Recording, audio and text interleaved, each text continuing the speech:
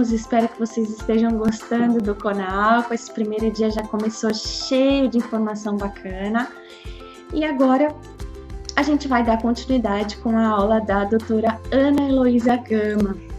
A doutora Ana, eu tive o prazer de conhecer pessoalmente, ela tem um consultório aqui no Rio de Janeiro. A doutora Ana é criadora do SOS Mamães e Companhia. Ela é pediatra há mais de 30 anos, ela trabalha com as mães desde a gestação e na puericultura ela atende as mães e ela tem um olhar muito diferenciado sobre essa volta ao trabalho. Então, nessa aula, né, que é chamada Rede de Apoio na Volta ao Trabalho, a importância da puericultura. A doutora Ana faz uma reflexão com a gente da importância do pediatra assumir essa posição de um papel muito importante para ajudar a mãe a passar por essa fase de transição de forma a não prejudicar os cuidados com o bebê. É uma reflexão muito linda, a aula dela tá maravilhosa, eu espero que vocês gostem muito e depois vocês contam pra gente, tá bom? No nosso grupo lá no Facebook. Um grande beijo e até mais!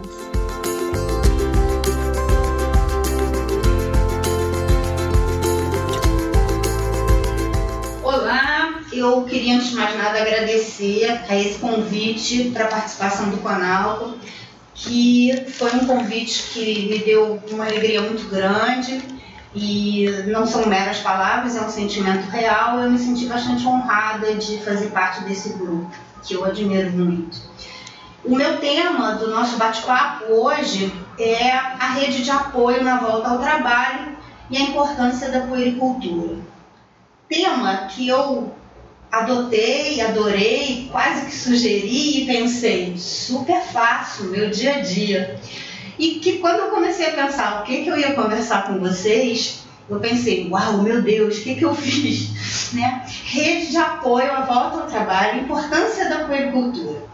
Falar de puericultura já não é simples. Né? Falar de aleitamento materno, eu particularmente acho sempre extremamente complexo e delicado. Volta ao trabalho sem palavras, né? Mas, enfim, eu pensei em algumas coisas para dividir com vocês com muito carinho, baseados na minha vivência, nos meus mais de 30 anos de pediatria e nos últimos 20 anos também de trabalho junto ao aleitamento materno. E eu espero que a gente possa pensar junto e que eu não feche nada. Eu não tenho a proposta de fechar nenhum conceito, ao contrário, eu quero abrir. Quero abrir para a gente poder continuar conversando e pensando. E não vou negar que quero abrir para pensar junto com meus coleguinhas pediatras também. Eu acho que tem umas coisas importantes que a gente pode pensar. Não quer dizer que eu seja a dona dessa verdade. Bom, antes de mais nada, eu queria definir um pouquinho a palavra puericultura, né? O que é isso? A pediatria é uma das especialidades médicas, não é a única, mas é uma na qual isso aparece de forma muito contundente, que pode ser dividida didaticamente em medicina curativa e medicina preventiva. Então, assim, quando eu, pediatra, estou tratando uma pneumonia, estou dando um remédio para uma infecção de ouvido, eu estou exercendo a medicina curativa. Quando eu estou recebendo no meu consultório ou na minha unidade de saúde primária, no meu posto de saúde, minha clínica da família, quando eu estou recebendo bebês ou crianças que saudáveis estão vindo a mim, é para eu fazer o quê? Medicina preventiva, que se chama puericultura, que vem do latim, né? Pueri quer dizer criança, cultura. Cultura da criança, cultura da infância. Né? Então, são abordagens completamente diferentes, ou deveriam ser. Né? Quando eu estou fazendo puericultura, eu estou usando o que essa criança e esse bebê tem, que nasceu de potencial, né? Porque todo ser humano nasce com potenciais para várias coisas. Se ele vai desenvolver bem esse potencial ou não, vai depender de outras coisas em torno, né? Como o ambiente. Cabe a esse puericultor, né, ajudar essa família, essa mãe, para que essa criança desenvolva plenamente os seus potenciais. No nosso caso aqui, a gente vai estar falando mais especificamente de onde se insere o aleitamento materno, um pouco dessa passagem para a alimentação complementar que vai se dar, como que isso pode ajudar ou não para que esse bebê, essa criança, desenvolva seus potenciais de crescer, de se desenvolver, enfim, de ser feliz, né? Então, a puericultura é isso, é a arte de lidar com a cultura da infância, né? Bom, a gente fica, antes de eu entrar propriamente dito nessa rede de apoio à volta ao trabalho, eu acho que eu preciso contextualizar, inserir um pouquinho essa volta ao trabalho de quem, né? Quem é essa pessoa que está voltando ao trabalho? E aí fico pensando assim, por que será que, embora a ciência já há tantos anos venha provando as vantagens do leite materno e do aleitamento materno, parênteses, eu separo assim, sempre didaticamente isso, né? Leite materno para mim faz parte do aleitamento materno. O aleitamento materno é uma coisa maior que implica também uma forma de se relacionar, né? Eu acho que sim, amamentar é dar um tipo de alimento perfeito, que é o leite materno, dar um tipo de imunidade perfeita para esse bebê e dar um tipo de relação com esse filhotinho, que faz parte dessa coisa maior, né, que eu englobei com o aleitamento materno.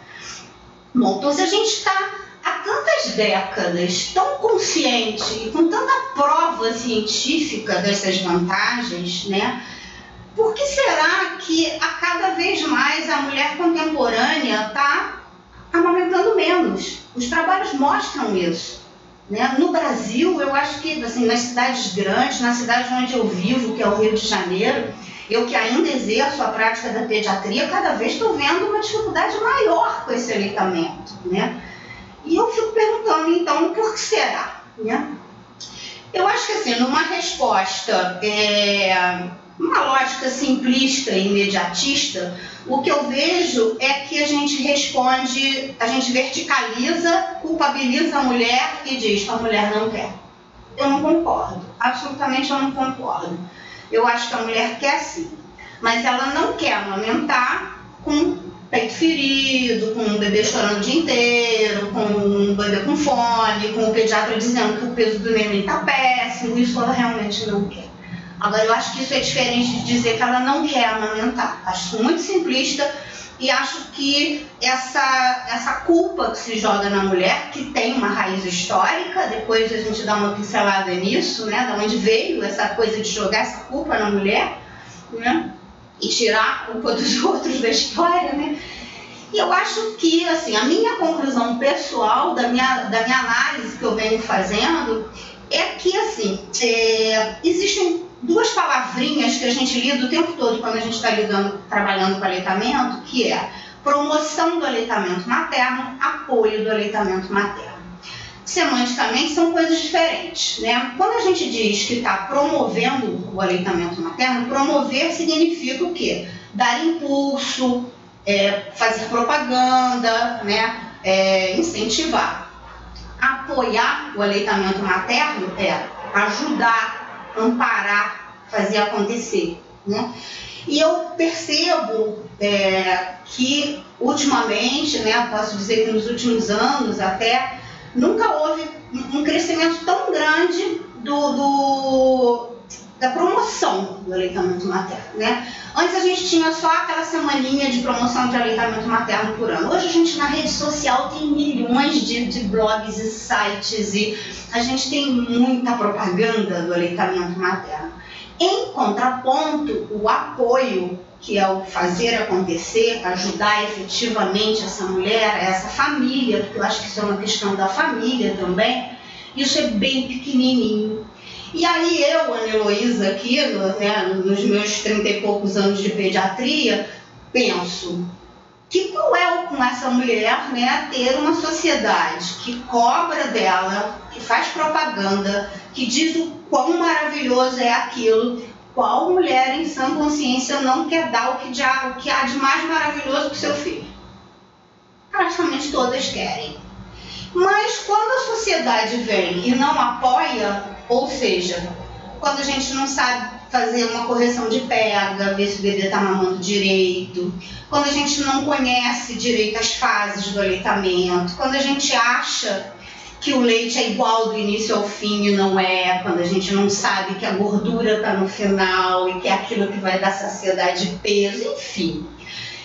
Quando na maternidade esse bebê já é atropelado por uma fórmula no seu primeiro, segundo dia, né? Isso é prescrito, somos nós pediatras que fazemos isso, a gente não pode negar, né? Quando a gente faz isso sem maldade, com certeza, todo pediatra ama criança, sem dúvida, mas é um ato leviano por desconhecimento, né? Desconhecimento da consequência daquilo. Parece, sim, uma coisa boazinha. Ai, coitadinha dessa mãe, vou deixá-la dormir. Quantas vezes a gente ouve, né, o discurso da saúde, né, dos profissionais de saúde?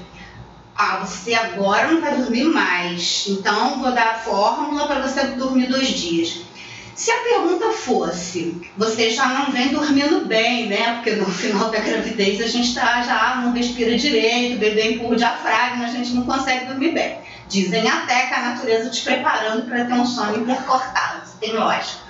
Se eu perguntasse para ela, você já não vem dormindo muito bem, 2 noitezinhas aqui na maternidade, eu posso dar uma fórmula para você dormir melhor. Mas quando você chegar em casa, você vai se ferrar bastante.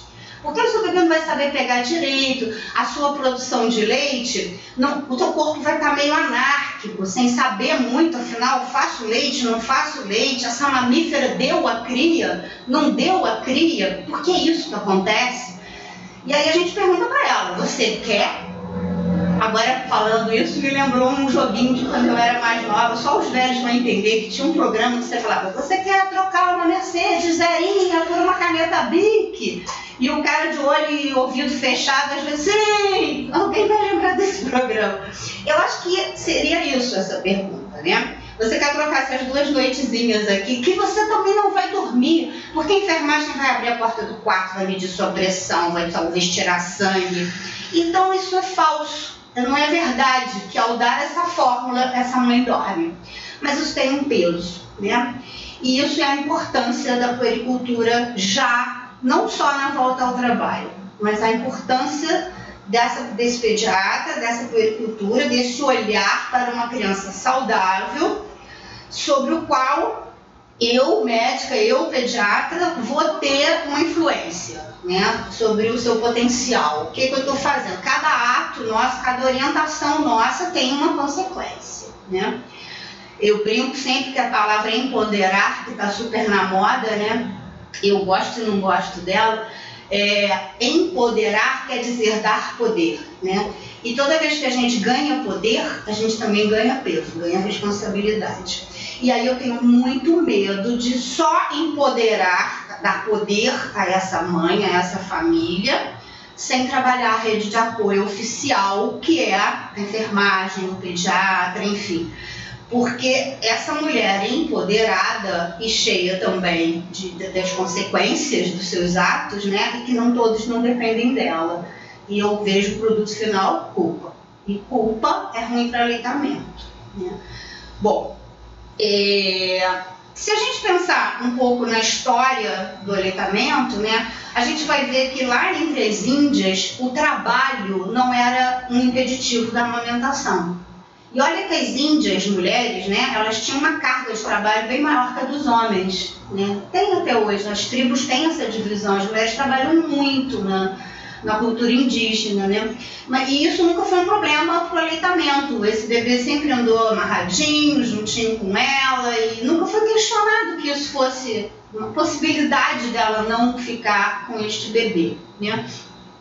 Aí a gente tem uma importação do desmame que chega com a colonização, né?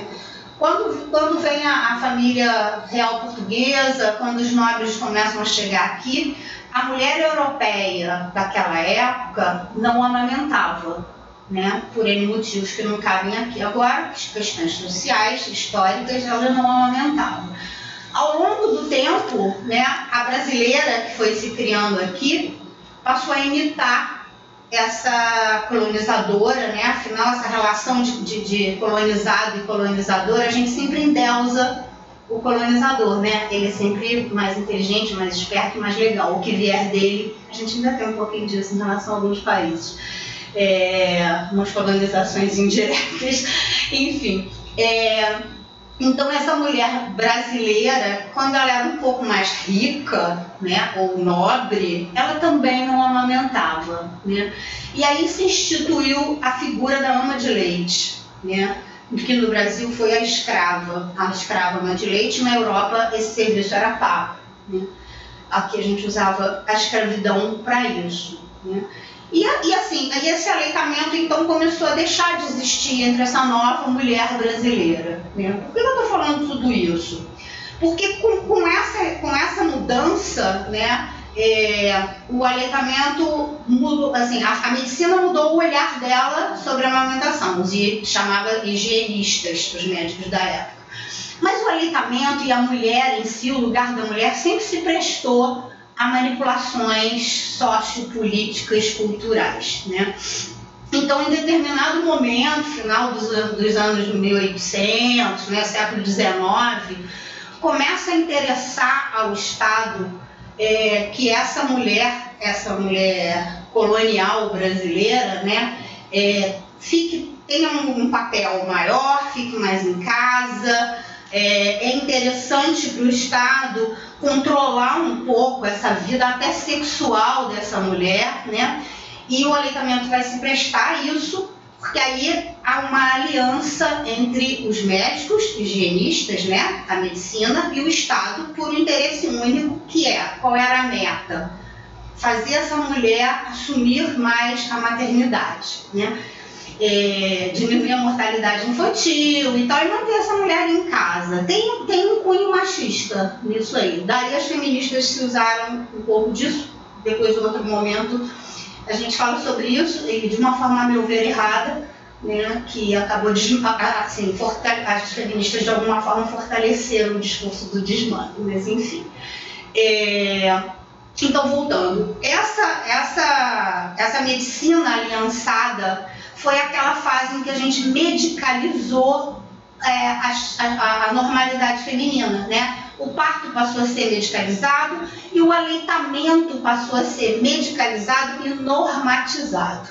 E é dessa época que surgem algumas regras para a boa amamentação, que eu vou citar aqui, e muitos vão reconhecer, muitos colegas vão reconhecer. Por exemplo, é dessa época em que a gente passou a dizer que se precisava regular horários, né? Que a amamentação precisava ser marcada com um tempo entre as mamadas, tempo de duração de mamada, tempo em cada peito. Passou-se a dizer que esse tempo era importante, né? É dessa época também o aumento da chupeta. Porque assim, quando a gente regula o tempo da mamada, eu deixo o bebê ainda com vontade de sugar algumas vezes, né? E aí tinha que ter alguma coisa para complementar essa falta daquilo que eu normatizei e botei regra. E a chupeta se presta, né? Chupeta em inglês, se não me engano, chama pacifier, pacificadora. Ou seja, eu só pacifico quem está em guerra. Se esse bebê pudesse mamar, como hoje a gente sabe, em livre demanda, até o tempo dele, enquanto ele chegar na gordurinha, ele mesmo vai ficar tranquilinho, eu não preciso de pacificadora. Mas é dessa época a associação de que todo bebê tem que ter chupeta. Tem até em música dizendo isso, bebê sem chupeta, né? As vovós da minha geração, eu vou fazer 60 anos agora, a turma da minha geração, os pediatras da minha geração, a gente associa, assim, desenhe alguma coisa para lembrar bebê, chupeta. A gente faz isso. É dessa época ainda a aguinha com açúcar dada no berçário, que hoje virou fórmula logo direto, nem é mais aguinha com açúcar, agora já é um leite mesmo, uma fórmula mesmo. É dessa época o conceito de que o bebê, isso é mais para nós médicos, pediatras, que assim, 24 horas o bebê não precisa comer porque ele tem reserva. Isso atrapalha muito o aleitamento materno, isso é antinatural, né? Mas isso ainda é preconizado. E é dessa época também a dieta restritiva da mãe. Não pode comer uma porção de coisas, porque isso passa para o leite, faz mal para o bebê, e a gente sabe que isso não tem comprovação científica. Mas, enfim, essa junção de uma propaganda intensa e boa sobre a importância do aleitamento materno, abraçada com um desconhecimento técnico, teórico, que mantém regras do século XIX, que era de interesse do Estado e da medicina no século XIX, mas que não é mais, né? A falta do apoio da família, porque muitas vezes a família também acredita nisso, né? E, enfim, e essa mulher sozinha, empoderada, porque ela estudou, ela aprendeu, ela sabe o quanto aquilo é importante, isso dá uma dicotomia, uma divisão, uma angústia profunda nela. E a gente sabe que o hormônio chamado ocitocina, ele inibe, ele é o que libera o leite, né? Ele é muito inibido por outro hormônio chamado adrenalina, que a gente conhece, né? Então, a adrenalina, que é o hormônio do estresse, ela inibe um pouco a liberação do leite. Não a feitura do leite, mas a sua liberação. Então, tudo que no social aumente a adrenalina da mulher, dificulta a liberação do leite, aumenta o empedramento, aumenta a frustração. E a gente vem vivendo esse momento de uma forma, assim, a meu ver, muito cruel, né? Porque a gente aumenta muito a adrenalina dessa mulher, não dá apoio nenhum, mas faz muita propaganda daquilo que ela deveria fazer e não está fazendo. Então, o papel do pediatra aí é muito importante. Ele é muito importante desde do parto, desde o nascimento desse neném.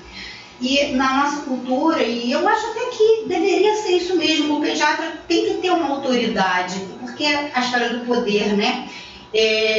O Freud já dizia isso: se você não delegar um suposto saber ao seu analista, a sua análise não caminha. Eu vou transpor isso para a relação médico-paciente. Se eu não consigo delegar, nem que seja um suposto saber ao meu pediatra, essa relação não vai caminhar. Ele vai prescrever A, eu vou dizer que vou dar B, e aí se o B não der certo, eu falo para quem, né?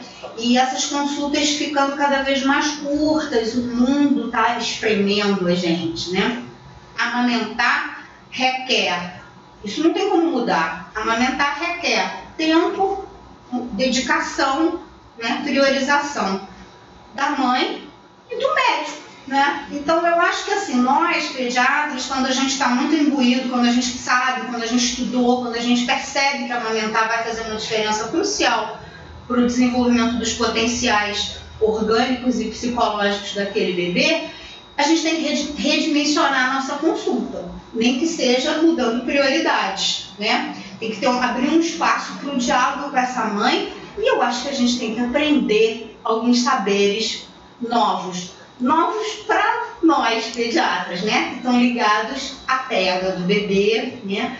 E se eu, pediatra, vejo que a minha clínica não permite esse tempo para ver isso, eu acho que a gente precisa muito, talvez, não sei se eu vou chamar de humildade, talvez sim.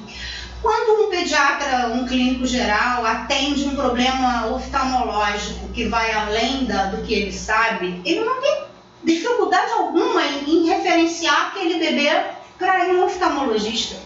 Se a lesão de pele for bobinha, for simples, estiver dentro da clínica geral da pediatria, eu trato. Como eu não sei muito bem o que é aquilo, eu não tenho problema algum em mandar para um dermatologista. Se eu não sei ver uma pega, se eu acho que aquele aleitamento deveria estar melhor, desculpa, a solução para mim não é passar uma fórmula. É não ter problema algum em ter como referência, assim como eu tenho o meu dermatologista, o meu oftalmo, o meu cirurgião. Se uma criança vai fazer uma cirurgia, não sou eu que vou fazer, eu vou mandar para alguém de minha confiança. Então eu vou encaminhar para um consultor de aleitamento, para um colega médico que trabalha com aleitamento também, para um banco de leite, mas é importante que a gente coloque isso como prioridade. Chegando a fim de licença, volta ao trabalho, né?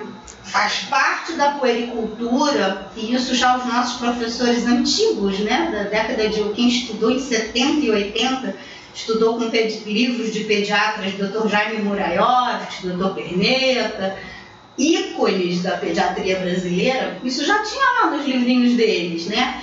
faz parte da história da puericultura, faz parte da relação com a família. Você, quando atende um bebê, já saber quando essa mãe vai trabalhar, em que época, com que idade esse bebê vai estar, né? Que carga horária ela vai ter. Hoje em dia, em cidades grandes, ou Rio de Janeiro e São Paulo, precisa computar quantas horas terão o translado até o seu trabalho. Horas, né? Porque se uma mãe me diz que ela trabalha de 8 às 5, eu tenho que saber se ela demora 2 ou 3 horas para ir ou voltar. Porque eu não estou lidando com 8 às 5, eu estou lidando com um afastamento muito maior dessa mulher. E daí até a angústia das mulheres ter aumentado, né? Porque além do tempo de trabalho, ela demora muitas horas para ir e voltar. Não dá para a gente fingir que isso não existe, né? Na minha vida pessoal, dizem que eu sou muito romântica. E na minha vida profissional e técnica, eu não sou, porque eu sou bastante racional.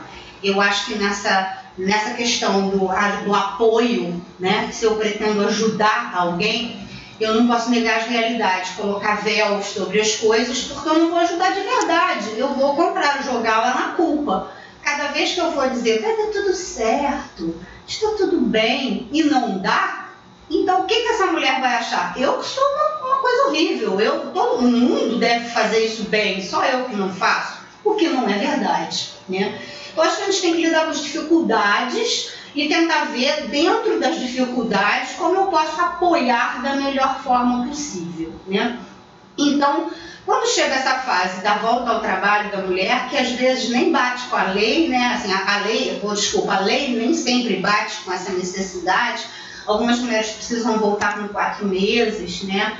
Algumas já estão conseguindo os 6 meses de aleitamento exclusivo, mas nem todas. Algumas são autônomas, são liberais autônomas, são diaristas, são domésticas que moram muito longe. Elas existem, nós existimos, são médicas que precisam voltar para o consultório, porque tem a sua licença do hospital, mas se não voltar ao consultório vai perder a clínica.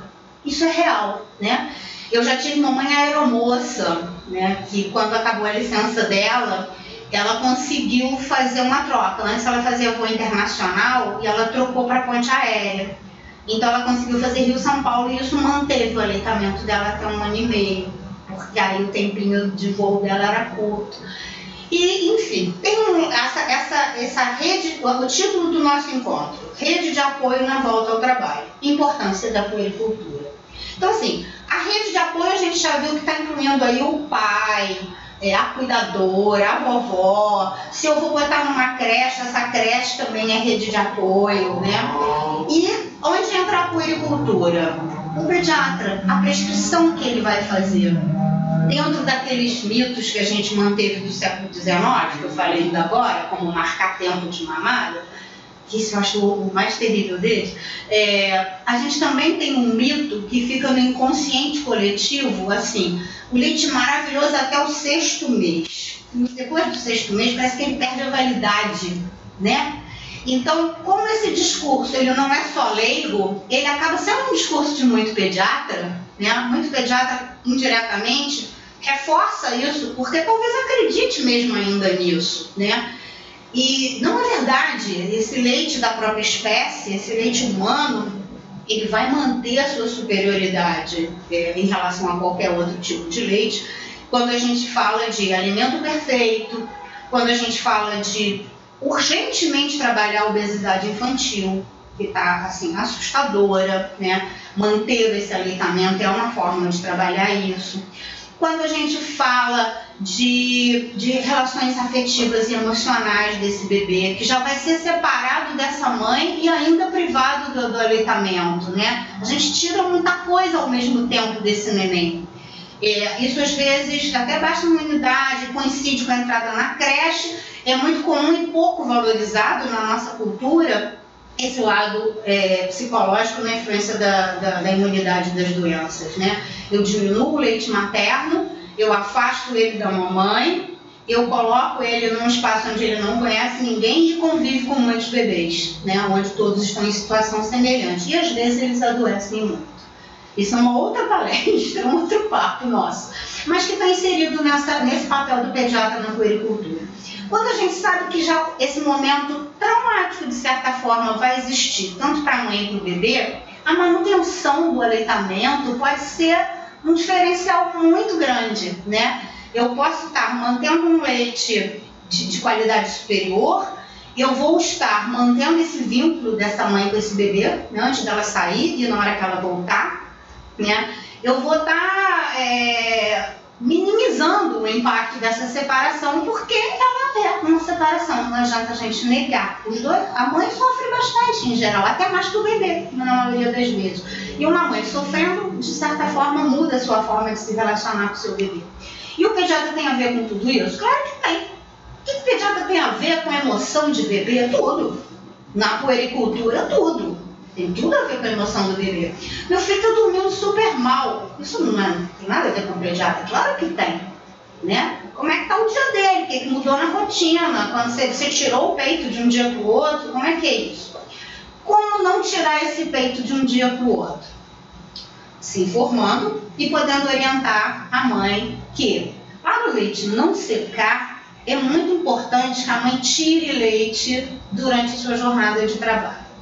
Se ela trabalha num local que permita no sentido de possibilitar mesmo, que ela tire esse leite de uma forma higiênica e possa armazenar esse leite, possa botar ele geladinho, levar para casa numa bolsinha térmica, nada muito complicado.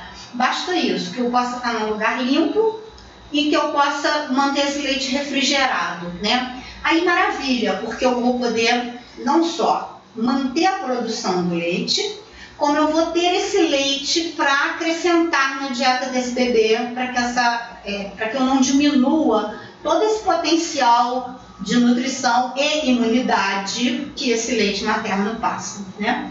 Então, e para a manutenção do leite materno, assim, para que o leite continue a existir, a gente tem que tirar. Isso vale para qualquer fase, desde o primeiro dia após o parto. Quanto mais eu tiro, mais eu tenho. Quanto mais eu deixo o peito inchar, mais o meu corpo, que é muito inteligente, diz: olha o desperdício, estamos tirando nutrientes, água, coisas nobres para a sobrevivência dessa mulher e ninguém está usando tudo. Vamos parar de fazer isso, vamos diminuir a produção. Então, gente, sempre que a gente quer aumentar o leite, a gente não entra com fórmula. A gente diminui o intervalo entre as mamadas, a gente vê a pega, vê se esse bebê está alcançando o leite. E nessa volta ao trabalho, é importante que o pediatra explique isso para a mãe. Ela tem que entender o porquê que ela está fazendo isso. Por quê? Porque vai ser chato, vai ser trabalhoso, vai ser cansativo. Ser mãe de bebê é cansativo, né? Hoje em dia, felizmente, olha a maldade que parece que eu vou dizer. Felizmente, é cansativo para o pai também. Eu estou dizendo isso porque essa história de que o meu marido é tão legal que ele me ajuda é uma coisa para a gente pensar, né? O marido não ajuda, o marido faz junto, né? O marido não amamenta, mas o marido faz as outras coisas, troca a fralda, faz dormir, dá banho, para que eu amamente e também durma, também coma e não fique exausto. E na volta ao trabalho isso vai ser muito importante. Então vamos lá. Pediatria, puericultura, consulta mensal. Se eu já sei em que data essa mãe vai voltar a trabalhar e que carga horária ela vai fazer, um mês antes eu preciso já trabalhar na minha consulta a explicação desses conceitos. Você precisa, vamos ver como é que você vai tirar esse leite. É com a mão? Eu vou te ensinar a ordenhar com a mão? Não, não quero, vou usar uma bombinha. Pode usar uma bombinha? Pode. Agora, tem bombinhas muito bacanas e tem bombinhas péssimas, que só machucam. Então, alguém tem que te orientar nisso. Volto a dizer, o pediatra não sabe fazer isso. Ele é mau médico de jeito nenhum. Ele pode ser muito bom, mas isso não fez parte do aprendizado dele. Porque, pasmem, isso não faz muito parte do aprendizado da medicina e da pediatria. Quem aprendeu isso, aprendeu porque trabalhou num hospital amigo da criança, porque conviveu com um fonoaudiólogo, com um nutricionista, se armou de outros saberes. E hoje em dia os congressos e todo mundo está focando, a sociedade de pediatria cada vez mais focando nessa mudança do pediatra, que ele mude esse olhar sobre o aleitamento materno e sobre a alimentação, que é uma coisa que mudou radicalmente, né? Então, esse pediatra vai trabalhar um mês antes da volta do trabalho. O tema principal dessa consulta, eu vou fazer o resto rapidinho, né? Eu posso pesar, medir, olhar a vacina, administrar o meu tempo de forma que me sobre tempo mínimo para eu explicar para essa mãe como ela vai manter o leite e por que ela vai manter esse leite. Porque assim, quando a gente culpabiliza a mulher, falando ela para de amamentar porque ela não quer, ela não é uma boa mãe, ela não gostava de amamentar. Não, ela é muito cansada, ela pega horas de engarrafamento, ela volta ao trabalho, ela sente saudade do seu filho, ela está emocionalmente mexida com isso. Talvez no trabalho dela não tenha uma sala de amamentação, ela tenha que buscar um lugar, né? O chefe talvez olhe de banda para ela tem medo de perder o emprego. Se contudo, para concorrer com tudo isso, ela tem que estar muito embasada das vantagens, né? E quem vai assinar embaixo dessas vantagens é o pediatra. Gente, a gente tem poder, não tem jeito. Não adianta eu querer fingir que pediatra não tem poder, porque a gente tem. Quem bate o martelo é o pediatra, né? Eu posso ter lido, eu posso ter entrado em sites, eu posso ter tudo. Na hora que eu estou exausta, se o meu pediatra disser, fulano, você também tem que ter vida. O que tem? Já amamentou muito. Agora não tem problema você tirar esse aleitamento. Você acha que a mulher não deve dizer isso? Poucas. Algumas mais esclarecidas e mais certas da diferença vão se manter, apesar de estar cansada e tal. Agora, se o pediatra não colaborar, sabe, se ele realmente não for um pilar dessa rede de apoio, a rede de apoio em geral rasga. Então, a gente tem um papel de uma importância muito grande, né? E se a gente visse o quanto isso diminui a nossa prática de medicina curativa, né? O quanto na minha vivência pessoal, quando eu passei a entender e a estudar o aleitamento materno, e isso aconteceu depois que eu fui mãe, há 27 anos atrás, eu já era pediatra há 8 anos quando eu tive meu filho, e eu achava que eu sabia ajudar aleitamento. E aí eu vi que eu não sabia nada, né? E eu apanhei muito para amamentar. Eu amamentei o Lucas menos do que eu gostaria, ele mamou até 9 meses, um pouquinho, com muitos percalços que hoje em dia eu não teria, mas isso me fortaleceu para aprender. Foi essa a minha motivação. De cada pediatra vai ter a sua motivação. Mas eu acho que a principal, inicial motivação do pediatra precisa ser estudar aleitamento materno. Eu preciso realmente entender por que essas regras do século XIX detonam o aleitamento, eu tenho que aprender isso, e eu preciso ter realmente aprendizado de que a fórmula do leite humano não é ainda igual às sensacionais novas fórmulas que surgiram no mercado, né? A gente tem uma concorrência desleal, porque a gente recebe as informações dos propagandistas. Eu não tenho nada contra vocês, propagandistas, muitos são amigos, e toda visita de vocês eu digo isso. Eu tenho pouca experiência com seus leites, porque eu tenho quase que 100% de bebês que mamam leite materno, mas eu quero te ouvir, até porque eu preciso conhecer o que está acontecendo aí. De novo, aquela história de que eu não acredito em véu tampando verdades. A verdade é que o pediatra vai receber muita visita do laboratório, sim. Então, a gente romantizar e dizer que o vilão é o laboratório, para mim é simplista. Isso é a mesma coisa que eu disser que um antibiótico dado errado, um antibiótico prescrito para uma doença que não é curável com antibiótico, a culpa é do laboratório que faz o antibiótico, é melhor nem ter mais antibiótico na vida, né? Não concordo com isso. Eu acho que vem da desinformação nossa, do profissional que acredita que aquela proteína mega hidrolisada realmente é melhor do que a do leite humano, ou que no mínimo não faz diferença, né? Isso é uma visão muito simplista, né? E, enfim, eu acho que a puericultura, volto a dizer, que é o cuidado com a criança saudável para que ela desenvolva o seu potencial, é o cerne, é o principal da pediatria. O que vem em torno, o que gira em torno, que é a doença, começou com a puericultura.